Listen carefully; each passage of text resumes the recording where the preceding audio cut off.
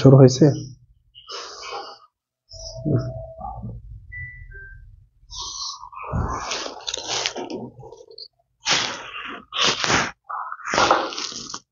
ওয়ালাইকুম আসসালাম, শামসুন নাহার, বৃষ্টি, বরিশাল থেকে।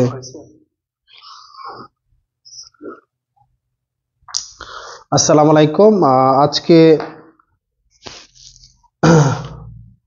39তম বিসিএস প্রশ্ন সমাধান নিয়ে কথা বলবো, সাধারণ জ্ঞানের অংশটুকু বরাবরের মতোই। এই বিসিএসটি 39তম বিসিএসটি বেসিক্যালি হয়েছিল যারা ডক্টর, অর্থাৎ বিশেষ একটি বিসিএস, যেখানে শুধুমাত্র ডাক্তারদেরকে নিয়োগ দেওয়া হয়েছিল করোনাকালীন সময়ের সংকট মোকাবেলা করার জন্য। তো এই বিসিএস এর যে সাধারণ জ্ঞানের অংশটুকু, এটা নিয়ে আমরা আলোচনা করব।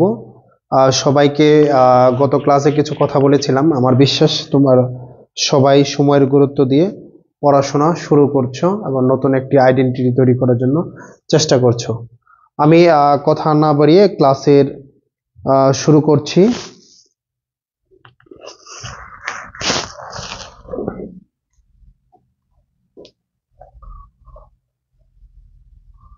প্রথমেই যেটা আছে যে মুজিবনগর সরকার কখন গঠিত হয়, এই কোশ্চেনটি দেখো আমরা 46তম বিসিএস থেকে আজ 39তম বিসিএস অনেক জায়গায় আমরা বলেছি যে এই যে সরকার নিয়ে অনেকভাবে প্রশ্নগুলো আসে। তো এই মুজিবনগর সরকার নিয়ে আমরা একটু ভালোভাবে পড়াশোনা করব। বিভিন্ন সময় এটার মন্ত্রী কে ছিল, এর প্রধানমন্ত্রী কে ছিল, প্রতিরক্ষা মন্ত্রী কে ছিল, এটা কোথায় গঠিত হয়, এই যে মুজিবনগর এটা কোন স্থানের নামে নামকরণ করা হয়, এই রিলেটেড অনেক প্রশ্ন করা হয়। তারপর এখানে মুজিবনগরের সংক্রান্ত যে ঘোষণা ছিল, অর্থাৎ প্রক্লেমেশন অফ ইন্ডিপেন্ডেন্স, স্বাধীনতার ঘোষণাপত্র, সেই ঘোষণাপত্র এখানে এই কেন্দ্রিক মানে আলোচনা, এটা সংবিধান কত নম্বর তফসিলে আছে, সামগ্রিক বিষয়গুলো এই মুজিবনগর সরকার নিয়ে বারবার প্রশ্ন আসে। এবং আমার কেন যেন মনে হয় যে সাধারণ জ্ঞান বলতে যদি যে কোশ্চেনগুলো আসে, এই কোশ্চেন এরিয়াতে কোনো না কোনো জায়গায় টাচ হয়। আমরা যখন চেষ্টা করব যে মুজিবনগর সরকার কেন্দ্রিক প্রশ্ন আসলে এর সামগ্রিক বিষয়গুলো আমরা দেখব, তাহলে হচ্ছে যে 10 এপ্রিল 1971 সালে মুজিবনগর সরকারটি গঠিত হয় এবং এর শপথ পাঠটা হচ্ছে কত তারিখে? 17 তারিখে। যদি প্রশ্ন হচ্ছে যে যদি প্রশ্ন হয় এভাবে যে এই যে মুজিবনগর সরকার এটা গঠিত হয় 10 এপ্রিল, কিন্তু যদি বলা হয় শপথ, তাহলে আমরা বলবো 17 এপ্রিল 1971 সাল।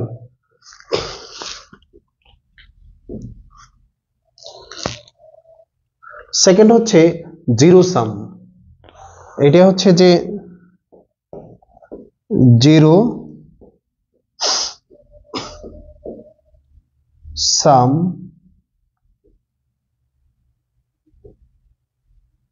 এটা বলা হচ্ছে যে জিরো সাম গেম আন্তর্জাতিক সম্পর্কের কোন তত্ত্বের সঙ্গে সংশ্লিষ্ট। আমরা জিরো সাম বলতে যেটা বুঝি সেটা আমরা ব্যাখ্যাটাকে বুঝলে তাহলে আমাদের প্রশ্নের উত্তরটা বোঝা যাব। সেটা হচ্ছে যে জিরো সামটা কি, অর্থাৎ যদি মানে এই তত্ত্বের মূল কথা হচ্ছে আমি যদি 5 টাকা ঠকি আরেকজনে 5 টাকা জিতবে। অর্থাৎ আমি যদি একটা রাষ্ট্র আর একটা রাষ্ট্রের ক্ষেত্রে যদি চিন্তা করি, কারণ হচ্ছে যেহেতু আন্তর্জাতিক সম্পর্ক কথা বলা হয়েছে, অর্থাৎ তাহলে একটা রাষ্ট্রের সাথে আর একটা রাষ্ট্রের সম্পর্ক ধরে নিলাম। আমি যদি 5 টাকা ক্ষতি করে ফেলি অন্য রাষ্ট্রের সাথে, তাহলে অন্য রাষ্ট্র সেটা কি হবে, লাভ হবে। অর্থাৎ এখানে এক রাষ্ট্রের ক্ষতি আর এক রাষ্ট্রের গেইন ইকুয়াল টু কি হবে, জিরো হবে। এই জন্য বলা হয় জিরো সাম। এটা হচ্ছে এই তত্ত্বটা হচ্ছে যে এই বাস্তববাদ তত্ত্বের সাথে জড়িত। যদি আমাদের যদি চিন্তা করি বাংলাদেশ এবং ভারতের বাণিজ্য ঘাটতি যদি ধরে নেই 1000 কোটি টাকা, 1000 কোটি টাকা, এই যে 1000 কোটি টাকা হচ্ছে বাণিজ্য ঘাটতি, তাহলে আমাদের ঘাটতি আবার এটা কি ইয়ের জন্য অর্থাৎ ইন্ডিয়ার জন্য সেটা ভালো। অর্থাৎ আমার খারাপ আরেকজনের ভালো ইকুয়াল টু কি হয়ে যাবে, জিরো হয়ে যাবে। এই জন্য এটা হচ্ছে জিরো সাম যে নীতি, এটা হচ্ছে আন্তর্জাতিক সম্পর্কের ক্ষেত্রে এটাকে বলা হয় বাস্তববাদ। এইটাই বাস্তব। পৃথিবীতে যে কোনো রাষ্ট্রের একটা রাষ্ট্রের সাথে একটা সম্পর্ক, অর্থাৎ আমাদের একটা রাষ্ট্র আমার একটা রাষ্ট্রকে ভালোবাসবে সেটার মধ্যে স্বার্থ আছে, একটা রাষ্ট্র আর একটার সাথে শত্রুতা করবে সেটার মধ্যেও স্বার্থ আছে। অর্থাৎ এইটি হচ্ছে বাস্তব। এই জন্য এটাকে বলা হয় জিরো সাম গেইন সম্পর্কে যে তত্ত্বটা আছে বাস্তববাদ তত্ত্বের সাথে সম্পর্কিত।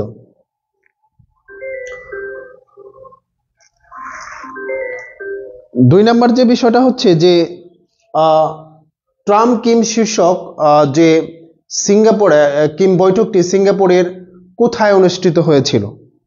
তো এইখানে যে প্রশ্নটি, অর্থাৎ ডোনাল্ড ট্রাম্প এবং কিম 2018 সালে সিঙ্গাপুরের যে সেবস্তা নামক শহর, সেবস্তা মানে হচ্ছে শান্তি বা প্রশান্তি শহর বলা হয়, এই যে শহর, এই শহরে কি হয়েছিল যে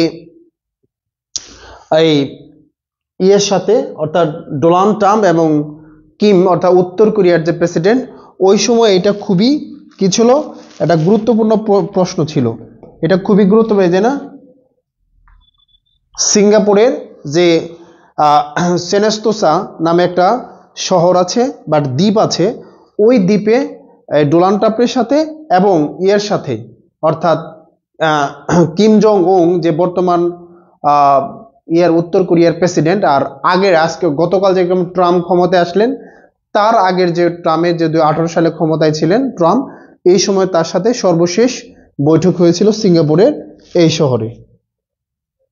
তারপরে কোন দেশের জাতীয় সংসদ দ্বিকক্ষ বিশিষ্ট, তার আগে আমরা বলি নেই যেমন দ্বিকক্ষ বিশিষ্ট, লাইক আমরা যদি মনে করি 2 স্তর বিশিষ্ট শাসন ব্যবস্থা, আমরা ইংল্যান্ডের কথাই যদি চিন্তা করি, ইংল্যান্ডে 2 স্তর বিশিষ্ট শাসন ব্যবস্থা, এটা হচ্ছে হাউস অফ লর্ডস আর একটা হচ্ছে হাউস অফ কমন্স। অর্থাৎ এইটা হচ্ছে ইংল্যান্ডে যেটা আছে, এই ইংল্যান্ডে যেমন আমেরিকাতে আছে হচ্ছে হাউস অফ রিপ্রেজেন্টেটিভ আর একটা হচ্ছে কংগ্রেস। তো এই যে সরি ডেমোক্রেটস যে যারা আছে আর কংগ্রেস এদের এটা হচ্ছে সিনেটস, এরা এই সিনেটস এবং হাউস অফ রিপ্রেজেন্টেটিভ এই দুইটা ভাবে বিভক্ত। অর্থাৎ এই যে হাউস অফ লর্ডস অর্থাৎ যারা ইংল্যান্ডের জমিদার শ্রেণী তাদের নিয়ে উচ্চ কক্ষ গঠন করেছে ইংল্যান্ডে, আর যারা হাউস অফ কমন্স মানে হচ্ছে সাধারণ পিপল, অর্থাৎ সাধারণ পিপলদের রিপ্রেজেন্ট করবে এই যে হাউস অফ কমন্স, তাদের নিয়ে আর একটা কক্ষ বিশিষ্ট। এইখানে চীনে এক কক্ষ বিশিষ্ট, সিঙ্গাপুরে এক কক্ষ বিশিষ্ট এবং ব্রুনাইও এক কক্ষ বিশিষ্ট, কিন্তু আমাদের পার্শ্ববর্তী মায়ানমারে হচ্ছে দ্বিকক্ষ বিশিষ্ট। মায়ানমারে হচ্ছে কি দ্বিকক্ষ বিশিষ্ট কি আছে, আমাদের শাসন ব্যবস্থা বিদ্যমান আছে। কেউ কি বলতে পারবো যে মায়ানমারে যে আমাদের দ্বিকক্ষ বিশিষ্ট, মায়ানমারে দ্বিকক্ষ বিশিষ্ট আছে কে, দ্বিকক্ষ বিশিষ্ট কেউ কি নাম লিখতে পারবে?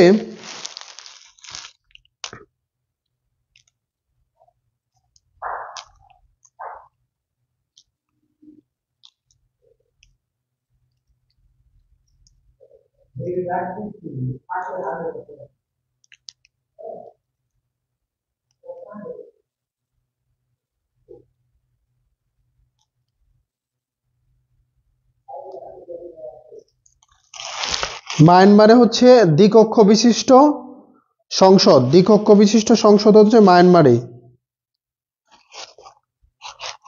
তো এই নামগুলো হচ্ছে অনেক কঠিন হওয়ার কারণে এই পরীক্ষায় যদি আসার সম্ভাবনা খুবই কম। এমনি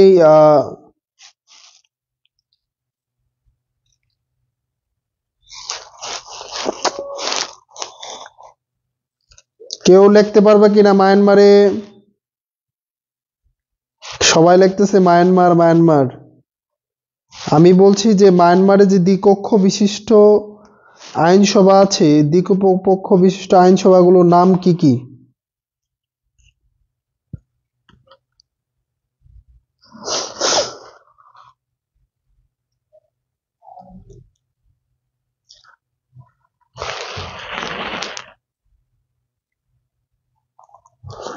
সবাইকে ধন্যবাদ। পরে এটা উত্তর কেউ লিখে দেবে। 2 নম্বর হচ্ছে বিখ্যাত ওয়াশিংটন কনসাসনেস কোন বিষয়ের সঙ্গে জড়িত? অর্থাৎ যে ওয়াশিংটন কনসাসনেস বলতে বোঝানো হচ্ছে যে অর্থাৎ IMF, তারপর হচ্ছে ওয়ার্ল্ড ব্যাংক, তারা মিলে বিশ্বব্যাপী যে এক অর্থনৈতিক ব্যবস্থার জন্য ওয়াশিংটন কনসাসনেস তারা 10টি, পরে এটা পরিতে আরো বাড়ে।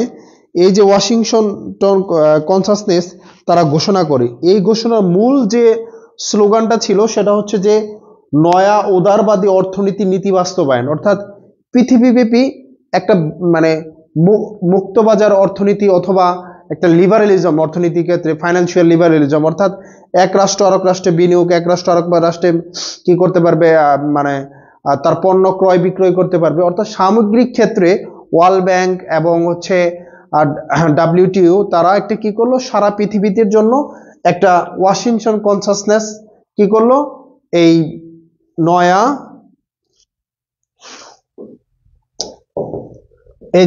উদারনৈতিক অর্থনৈতিক নীতি বাস্তবায়ন করলো। অর্থাৎ কি, একটা উদার অর্থনীতি হবে যে অর্থনীতিতে সবাই কি করতে পারবে, ব্যবসা বাণিজ্য করতে পারবে, পাশাপাশি যে ব্যবসা বাণিজ্য এক দেশের রাষ্ট্র আরেক দেশে বিনিয়োগ করতে পারবে। তারপরে কর, আমাদের যারা কর আছে এই করগুলো সংস্কার করতে হবে, আমাদের বাজেটে ঘাটতি বাজেট কমাইতে হবে। অর্থাৎ সমস্ত কিছুতে একটা অর্থনৈতিক কি বলবো, একটা রাষ্ট্রের জন্য কল্যাণকর যে অর্থনৈতিক ধারাগুলো এই যে কনসাস যারা আছে যে ওয়াশিংটন কনসেনসাস এখানে বর্ণনা করা হয়েছে। তারপরে মুক্তিযুদ্ধের সময় নৌ কমান্ড অর্থাৎ নৌবাহিনী অর্থাৎ যে গঠিত হয় কত নম্বর সেক্টরে? অর্থাৎ আমরা জানি যে 1971 সালের 17ই জুলাই আমাদের যে টোটাল বাংলাদেশকে 11টা সেক্টরে বিভক্ত করে, এর মধ্যে 10 নম্বর সেক্টর ছিল হচ্ছে যারা নৌবাহিনী কর্তৃক পরিচালিত, নৌবাহিনী কর্তৃক পরিচালিত। দ্বিকক্ষ বিশিষ্ট, ধন্যবাদ। পায়মুস শিমু লিখেছে আইনসভা, নিম্নকক্ষের নাম লিখেছে গোট পিতু হোতাও এবং উচ্চকক্ষের নাম হচ্ছে এমিউ উথা হোতাও। ধন্যবাদ ফাহিমকে, ধন্যবাদ তোমাকে।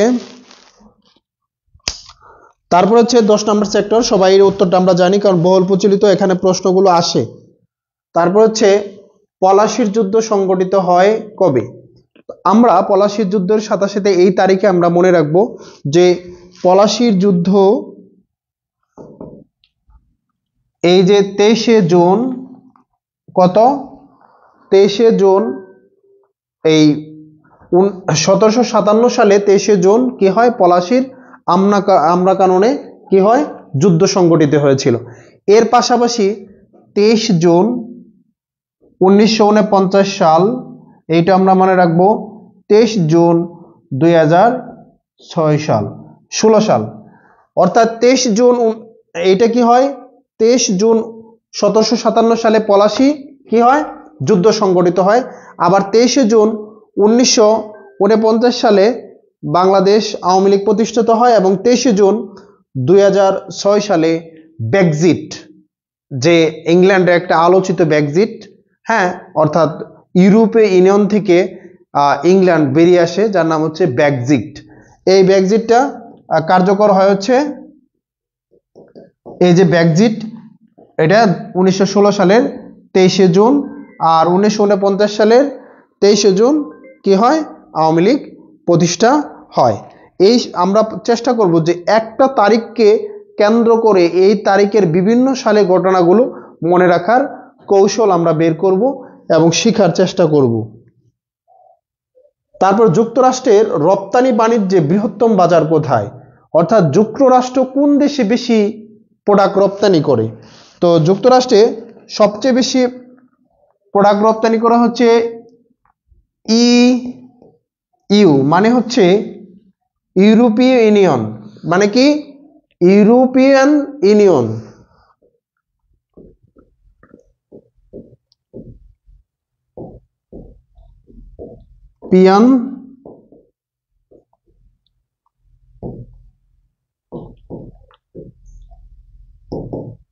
অর্থাৎ তাদের যে মোট বাণিজ্য, এই বাণিজ্য যারা করে সবচেয়ে বেশি বাণিজ্য করে তারা হচ্ছে ইউরোপীয় ইউনিয়নের সাথে। এইখানে সেটা ওই সময় বলা হয়েছিল। এখন তাদের বাণিজ্যটা পরিবর্তিত এসে পরিস্থিতিতে কারণ চীনের সাথে বেশি করে না অন্য রাষ্ট্রে করে কেন, এটা একটি সাম্প্রতিক প্রশ্ন ওই সময়ের ছিল, এইটা আমরা জানার চেষ্টা করব। আধুনিক রাষ্ট্রর উদ্ভব হয়েছিল কত সালে? আমরা এর আগে একটা প্রশ্ন পড়েছিলাম, ওয়েস্টফেলিয়া নামে একটা জুড়েছিলাম যে 30 বছরের যে যুদ্ধ হয়েছিল, যুদ্ধটা হয়েছিল আমরা বলেছিলাম যে এই 1600 সালের দিকে, অর্থাৎ এই যে 1600 সালের দিকে আমাদের যে একটা যুদ্ধ হয়েছিল, এই যুদ্ধে আমরা কি হয়েছিল, এই যুদ্ধটা হওয়ার পরে ইউরোপের যে দেশগুলো, এই দেশগুলো যুদ্ধ হয়েছিল। এই যুদ্ধে বলা হয় যে প্রায় 60 থেকে 70 লাখ মানুষ মারা গিয়েছিল। তৎকালীন সময়ের যে ফ্রান্স, জার্মানি, সুইজারল্যান্ড, ইংল্যান্ড, এরাই বেসিক্যালি যুদ্ধগুলো করা ছিল।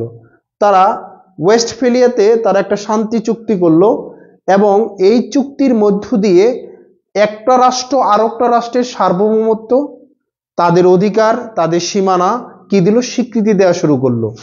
এর মধ্য দিয়ে কি বললো যে আধুনিক যে রাষ্ট্র ব্যবস্থা 1600 সাল থেকে 1800 সাল পর্যন্ত, এই যে আধুনিক এই সময় বা কাল পর্যন্ত যে আধুনিক যে রাষ্ট্র ব্যবস্থা, আমরা যে রাষ্ট্রকে বলি, যে রাষ্ট্রের মধ্যে একটা নির্দিষ্ট ভূখণ্ড থাকবে, রাষ্ট্র একটা সরকার থাকবে, রাষ্ট্র একটা নির্দিষ্ট জনসংখ্যা থাকবে, এই যে রাষ্ট্রের সার্বভৌমত্ব থাকবে, এই যে রাষ্ট্রের 4টি উপাদান, এই যে উপাদানগুলোতে স্বীকৃতি দেওয়া, এই স্বীকৃতি দেওয়ার ধ্যান ধারণাটা হয়েছে 1600 সাল থেকে 1800 সাল পর্যন্ত। যখন 1600 সালের যে 30 বছরের যে যুদ্ধ হয়েছিল, যে 1800 সাল থেকে 1618 সাল থেকে যে 1648 সাল পর্যন্ত যে 30 বছর যুদ্ধ, এই যুদ্ধের কারণে ইউরোপ কি হয়ে যাচ্ছিল, ম্যাসাকার হয়েছিল। তখন ইউরোপের এক রাষ্ট্র আরেক রাষ্ট্রকে স্বীকৃতি দেওয়ার মধ্য দিয়ে, এক রাষ্ট্রের আরেকটা রাষ্ট্রের মধ্যে ভৌগোলিক অবস্থান মধ্য দিয়ে কি করা শুরু করলো, এই যে আধুনিক রাষ্ট্রের উদ্ভব হওয়া শুরু হলো। সর্বপ্রথম কোথায় ওপেকের সদর দপ্তর ছিল? সর্বপ্রথম ওপেকের সদর দপ্তর কোথায় ছিল, কে বলতে পারবে? সর্বপ্রথম ওপেকের সদর দপ্তর ছিল জেনেভাতে, সেটা হচ্ছে সুইজারল্যান্ডের জেনেভাতে সর্বপ্রথম কি ছিল,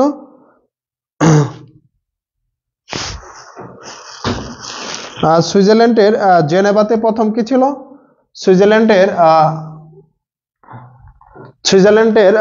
জেনেভাতে প্রথম ছিল। ধন্যবাদ শাহ আলমকে সুন্দর পরামর্শ দেওয়ার জন্য।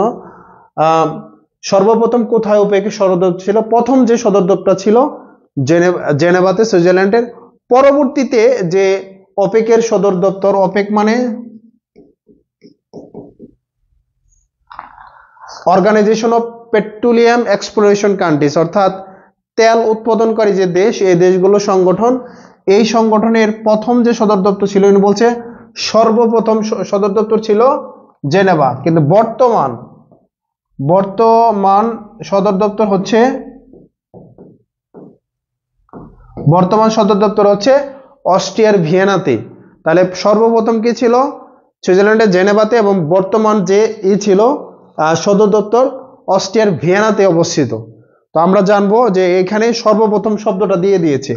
যদি এর পরে আসে বর্তমান, তখন আমরা এর উত্তর হবে বর্তমান দিলে তখন এর উত্তর হবে ভিয়েনাতে। আমরা এই বিষয়গুলো খেয়াল করব। প্রশ্ন যখন পড়বো যে আমি তো মুখস্থ করে ফেলেছি ভিয়েনা ভিয়েনা ভিয়েনা, কিন্তু এখানে উত্তর জেনেভাও হলো কেন? তখন এই যে কারণ হচ্ছে কি, এটা হচ্ছে সর্বপ্রথম। এইখানে আমরা খেয়াল রাখবো যে সর্বপ্রথম হচ্ছে কি যদি হয়, তাহলে তখন আমাদের উত্তর হবে হচ্ছে কি জেনেভা। আর যদি আসে বর্তমান হয়, তাহলে উত্তর হবে ভিয়েনাতে। তারপরে চ্যাম্পিয়ন অফ দ্য আর্থ খেতাবপ্রাপ্ত হন। আমরা জানি যে চ্যাম্পিয়ন অফ দ্য আর্থ যারা হচ্ছে যে জলবায়ুর অবদানের জন্য তৎকালীন সময়ের প্রধানমন্ত্রী শেখ হাসিনা কি হয়, তাকে খেতাবপ্রাপ্ত করা হয়। 92 বছর বয়সী মালয়েশিয়ার প্রধানমন্ত্রী মাহাথির মোহাম্মদ তার রাজনীতিক যে জোট ছিল ওই সময়ের রাজনীতিক জোটের নাম হচ্ছে কি, সেটা হচ্ছে পাকাতান হারাপান। পাকাতান হারাপান, এইটা ছিল তার রাজনৈতিক জোট। একজনে লিখেছে যে সেপ্টেম্বর ওপেক প্রতিষ্ঠিত হয়। ধন্যবাদ। শেখ হাসিনা বর্তমান ওপেক সদর দপ্তর ভিয়েনা, অস্ট্রিয়ার গোট, আগে ছিল জেনেভায় হাসিনা গোট। এখন হচ্ছে আমরা জানবো যে পাকাতন হারাপান, এই যে মাহাথির মোহাম্মদের রাজনৈতিক জোটের নাম ছিল ওই সময়। এই যে পাকাতান হারাতান, এখানে রাজনৈতিক দল ছিল মোহাম্মদ ইব্রাহিম। এই যে ইব্রাহিম ছিল বর্তমান যে মালয়েশিয়ার প্রধানমন্ত্রী, তার সাথে কার ছিল, এই মাহাথির মোহাম্মদের সাথে রাজনৈতিক জোট ছিল। এই জোট ক্ষমতায় এসে তিনি প্রধানমন্ত্রী হন, অর্থাৎ মাহাথির মোহাম্মদ প্রধানমন্ত্রী হয়। বর্তমান প্রধানমন্ত্রী হন হচ্ছে ইব্রাহিম, আনোয়ার ইব্রাহিম। ওনার পুরো নাম হচ্ছে আনোয়ার ইব্রাহিম। বঙ্গবঙ্গ রদ হয় কত সালে? আমরা জানি যে বঙ্গবন্ধু যে রদ সেটা কত সালে হয়। শুধু বঙ্গবঙ্গ না, বঙ্গবন্ধুর সাথে আমরা কিছু বলেছিলাম যে দিল্লি থেকে রাজধানী, কলকাতা থেকে রাজধানী দিল্লিতে করা হয়। পাশাপাশি এই যে বঙ্গবঙ্গ রদে যে করা হয় সেটা হচ্ছে 1911 সালে কি করা হয়, বঙ্গবঙ্গ রদ করা হয়। 1911 সালে এই বঙ্গবঙ্গ রদ করা হয়। 1951 সালে বঙ্গবঙ্গটা রদ করা হয়। তারপর হচ্ছে মেসোপটেমিয়া যে সভ্যতা গড়ে উঠেছিল, এটা কোথায়? যে মেসোপটেমিয়া সভ্যতা যেটা গড়ে উঠেছিল সেটা হচ্ছে ত্রাইগ্রিস এবং ইউফ্রেটিস নদীর তীরে। এই ত্রাইগ্রিস এবং ইউফ্রেটিস নদীর তীরবর্তী বর্তমান যে আমাদের ইরান, ইরাক, যে এই অঞ্চলগুলোকে, সিরিয়া, এই অঞ্চলকে ঘিরে যে ইউফ্রেটিস এবং ত্রাইগ্রিস নদী, যেটাকে আমরা ফোরাত এবং দরজালা, এখন যে নদী আছে দজলা নদী আছে, এই নদী কেন্দ্রিক কি করেছিল, এই মেসোপটেমিয়া সভ্যতা গড়ে উঠেছিল। এই যে এই ত্রাইগ্রিস এবং ইউফ্রেটিস নদীর তীরে কি হয়েছিল, এই মেসোপটেমিয়া সভ্যতা গড়ে উঠেছিল। তারপরে বাইজেন্টাইন সাম্রাজ্যের রাজধানী কোন জায়গায় ছিল? বাইজেন্টাইন সাম্রাজ্য বলতে আমরা সাধারণত বুঝি সেটা হচ্ছে যে বর্তমান যে ইউরোপ আছে, অর্থাৎ ইউরোপের রোম রাজ্য, বর্তমান ইতালির যে রোম আছে, এই রোমের যে প্রথম যে বাইজেন্টাইন যে সাম্রাজ্য প্রতিষ্ঠা করেন, এর নাম হচ্ছে কনস্ট্যান্টিনোপল। তিনি একটা রাজধানী নাম করেন, তার নাম হচ্ছে কনস্ট্যান্টিনোপল। এই কনস্ট্যান্টিনোপল, হ্যাঁ, তিনি কি করেন, এই বাইজেন্টাইন বর্তমান যে রোম বা ইউরোপের যে ইতালি রাষ্ট্র আছে, এই রাষ্ট্রের রোম হচ্ছে রাজধানী। সেই অঞ্চলের যে বাইজেন্টাইন সাম্রাজ্য ছিল, এই সাম্রাজ্যের কি ছিল, রাজধানী ছিল কনস্ট্যান্টিনোপল। তারপর হচ্ছে ফুকেটিং কোন দেশের আইনসভার নাম? ফুকেটিং যে দেশের আইনসভার নাম আমরা জানি সেটা হচ্ছে যে ডেনমার্কের যে আইনসভা, এই আইনসভার নাম হচ্ছে ফুকেটিং। ডেনমার্কের আইনসভার নাম হচ্ছে কি, ফুকেটিং। ডেনমার্কের আইনসভার নাম হচ্ছে ফুকেটিং। ডেনমার্কের আইনসভার নাম হচ্ছে ফুকেটিং। তারপর হচ্ছে নেটোর সর্বশেষ সদস্যগুলো কে? এইখানে যে অপশনগুলো আছে, এই অপশনগুলোর মধ্যে হচ্ছে মন্টিনিগ্রো, কিন্তু এটা 2018 সালে প্রশ্ন হওয়ায় এটা কি হবে, বর্তমান হচ্ছে ডেনমার্ক। কি হবে প্রশ্ন? ডেনমার্ক। ডেনমার্ক 2024 সালে কি হয়েছে? সর্বশেষ এই নেটোর সদস্য হয়েছে। ডেনমার্ক সর্বশেষ সদস্য হয়েছে। ডেনমার্ক হয়েছে সর্বশেষ নেটোর সদস্য। তাহলে এই প্রশ্ন অনুযায়ী উত্তর হবে কি, যে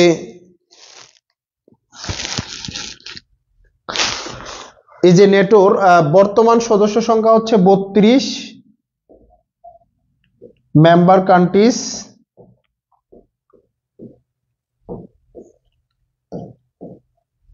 এই যে 32টা কান্ট্রিজ, এই কান্ট্রিজের মধ্যে ডেনমার্ক হচ্ছে সর্বশেষ।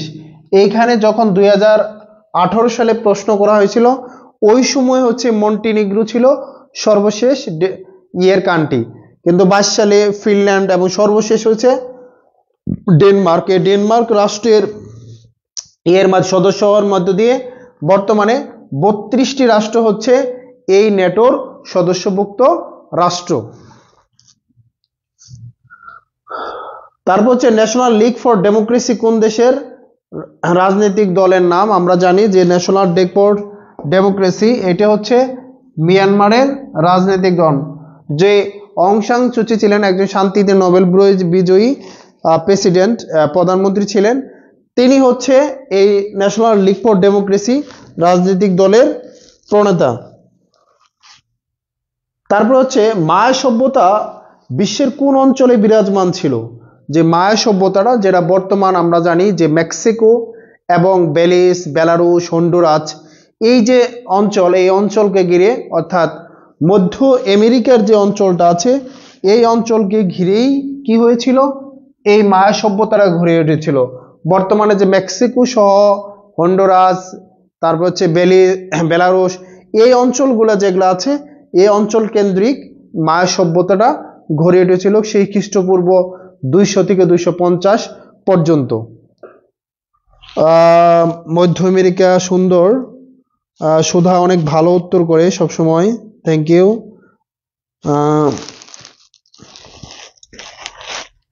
কি মন উদাসিনী, আর সেও প্রশ্ন ভালো করছে, ধন্যবাদ। আরিফুল ধন্যবাদ, নীল ধন্যবাদ। তারপর হচ্ছে বিশ্বের কোন পত্রিকা বঙ্গবন্ধুকে রাজনীতি কবি হিসাবে ঘোষণা করা হয়? 1971 সালে 5 এপ্রিল ইংল্যান্ডের একটি পত্রিকা ছিল দ্য নিউজ উইকস। এই নিউজ উইক তাকে পয়েন্ট অফ পলিটিক্স অর্থাৎ রাজনীতি কবি হিসাবে বঙ্গবন্ধুকে কি করেন? ঘোষণা করেন। এখন এই প্রশ্ন আসার সম্ভাবনা খুবই কম। 1945 সালে প্রতিষ্ঠাকালীন সময়ে জাতিসংঘের মোট কয়টি রাষ্ট্র সদস্য ছিল? যখন রাষ্ট্রটি প্রতিষ্ঠা হয়, জাতিসংঘ, এই যে ইউনাইটেড নেশনস, যখন এটা প্রতিষ্ঠা হয় তখন এর সদস্য সংখ্যা ছিল 51 জন। তো সদস্য সংখ্যা ছিল কত? 51 জন। সদস্য সংখ্যা ছিল কত? 51 জন। সদস্য সংখ্যা কত ছিল? ইউএন যে এস্টাবলিশমেন্ট যে মেম্বার ছিল সেটা হচ্ছে 51।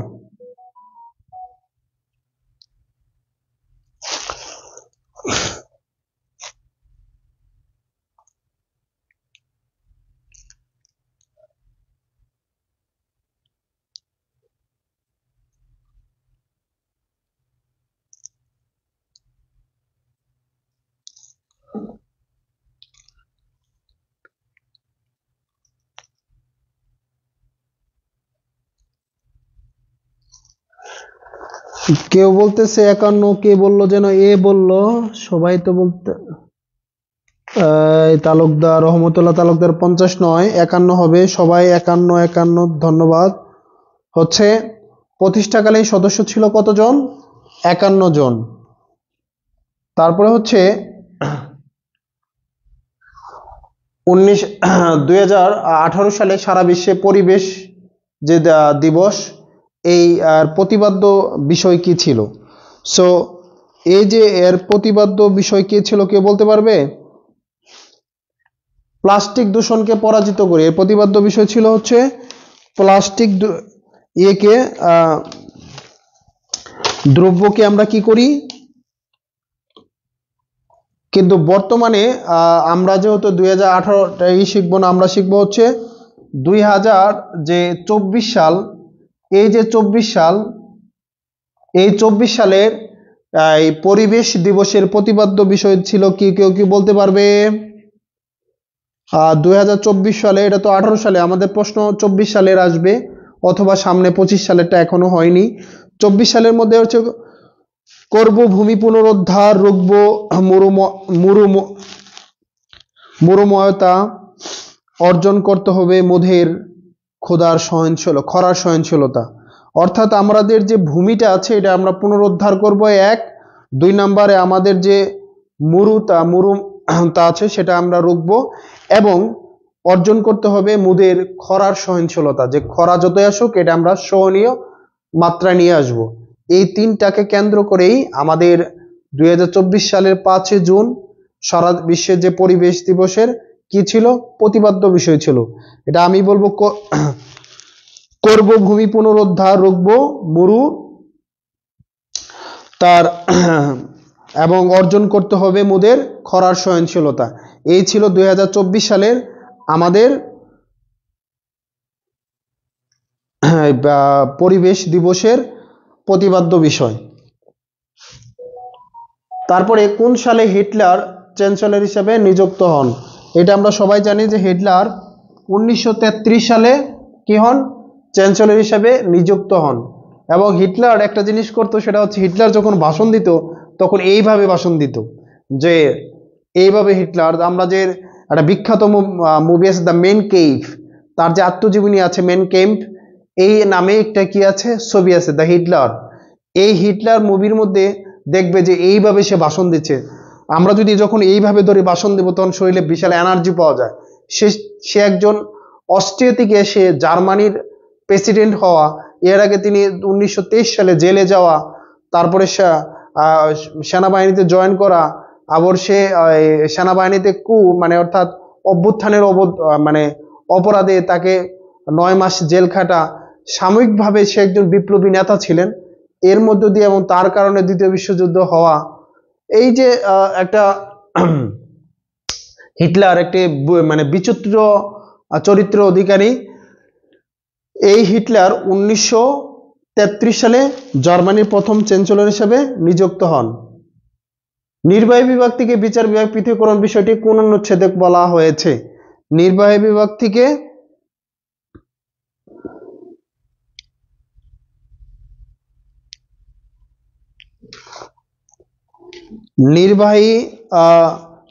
থেকে সুধাকে ধন্যবাদ। সাবরিনা সে সুন্দর লিখেছে, কর্মভূমি পুনরুদ্ধার, রুখব মরুময়তা, অর্জন করতে হবে মোদের খরান সহনশীলতা। 2024 সালের কি আমাদের জলবায়ু আর বিশ্ব পরিবেশ দিবসের প্রতিপাদ্য বিষয় ছিল। ধন্যবাদ। এই যে নির্বাহী বিভাগ থেকে বিচার বিভাগে পৃথকীকরণ, এই বিষয়ে আমাদের অনুচ্ছেদ যে 22, এই 22 অনুচ্ছেদে বিবরণ দেওয়া আছে, অনুচ্ছেদ 22-এ বিবরণ দেওয়া আছে। তারপরে এটা বলছে তৎকালীন সাম্প্রদায়িক প্রশ্ন ছিল বর্তমানে এটি প্রয়োজনীয়, যেমন বলা হয়েছে বাংলাদেশের 18-19 অর্থ বছরে বাজেটের জিডিপি প্রবৃদ্ধি হার কত ছিল? অর্থাৎ আমাদের যে বাজেট, এই বাজেটের জিডিপির যে কি বলবো এটার নাম, ইটা কত ছিল? জিডিপি গ্রোথ রেটটা কত ছিল সেই সম্পর্কে বলা হয়েছিল। যেমন বর্তমানেরটা আমরা একটু শিখে নেই। সেটা বর্তমান যে আগের সরকার অর্থাৎ আওয়ামী লীগ সরকার যে একটা টার্গেট নিয়েছিল জিডিপি গ্রোথ রেট 6.75, সেইটা বর্তমান ডক্টর ইউনূস সরকার অর্থাৎ অন্তর্বর্তীকালীন সরকার 5.25 অর্থাৎ 2.5% কি নিয়েছে? এই জিডিপি গ্রোথ রেট নিয়েছে 2024-25 এই যে অর্থ বছর, এই অর্থ বছরে কি বাজেটের জিডিপির যে আওয়ামী লীগ সরকার ছিল তখন এটা 6.75 ছিল, এখন এটা 5.25 হিসাবে ঘোষণা করা হয়েছে।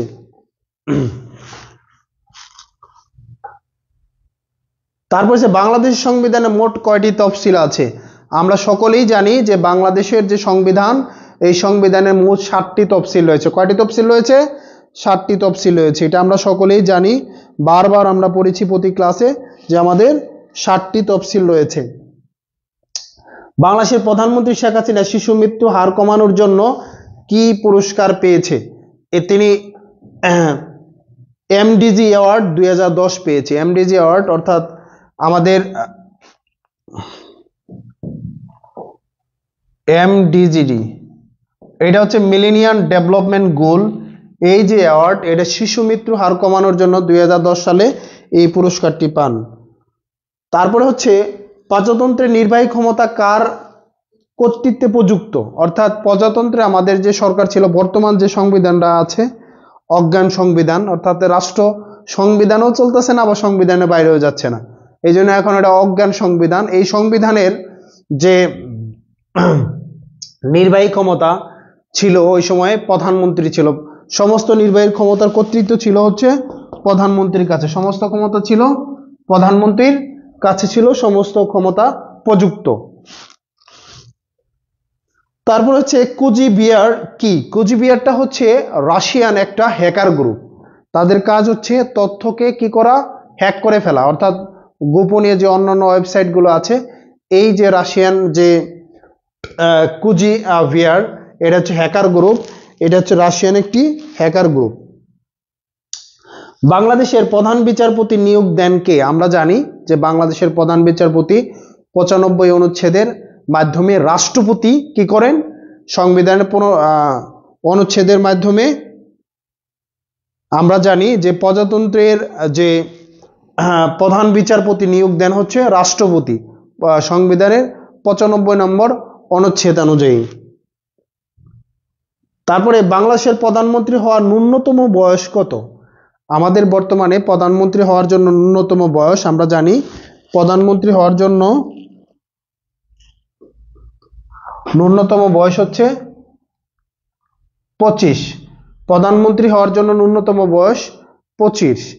এখন বর্তমানে সংসদ সদস্য হওয়ার জন্য বর্তমান যে সংবিধান প্রস্তাব কমিটি যারা আছে, অর্থাৎ সংবিধান সংস্কার কমিটি, তারা সেটাকে 25 থেকে নামিয়ে 21 এনেছে, অর্থাৎ যে কেউ 21 বছর বয়সে সংসদ সদস্য হতে পারবে। এই যে এটা করেছে, এটা এখন বিহিত, অর্থাৎ ন্যূনতম বয়স হচ্ছে প্রধানমন্ত্রী হওয়ার জন্য 25, কিন্তু রাষ্ট্রপতি হওয়ার জন্য কত লাগবে? 35 বছর। তারপর হচ্ছে সাম্প্রতিক কাতার সংকটের সময়ে কোন দেশটি কাতারের সাথে কূটনৈতিক সম্পর্ক ছিন্ন করেন নাই? অর্থাৎ 2017 সাল 5 জুন হঠাৎ করে 5টি রাষ্ট্র কি করলো, কাতারের সাথে সম্পর্ক ছেদ করলো। এটা 2017 সালে কথা বলছি। তখন তারপরেই এই 39তম বিসিএসটি হয়, ওই সময়ের জন্য এটি গুরুত্বপূর্ণ ছিল। এই অপশনের মধ্যে কুয়েত নামক যে রাষ্ট্র, এছাড়া বাহরাইন প্রথম করে, তারপরে করে সৌদি আরব, তার সংযুক্ত আরব আমিরাত, মিশর এবং এই যে ইয়েমেন, তারা সকলে মিলে কি করে এই কাতারের সাথে তাদের সম্পর্ক ছিন্ন করে, কিন্তু পুনরায় তারা আবার সম্পর্ক পুনরুদ্ধার করে। তো ওই সময় যেটা ছিল, প্রশ্ন ছিল কুয়েত।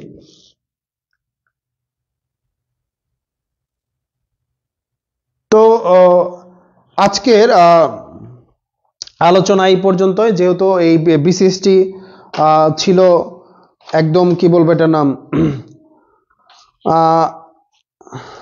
এইখানে যে আরো কিছু কোশ্চেন ছিল, যেমন সমুদ্রের তীরবর্তীতে কোনটি প্রচুর পরিমাণে থাকে? নাইট্রোজেনটা প্রচুর পরিমাণে থাকে। তারপরে হচ্ছে ওই সময়ে, অর্থাৎ এই জিডিপি, আমাদের যে অ্যানুয়াল ডেভেলপমেন্ট এডিপি, বার্ষিক যে আমাদের গত অর্থ বছরে এডিপি ছিল 2,65,000 কোটি টাকা। এটা আমরা মনে রাখবো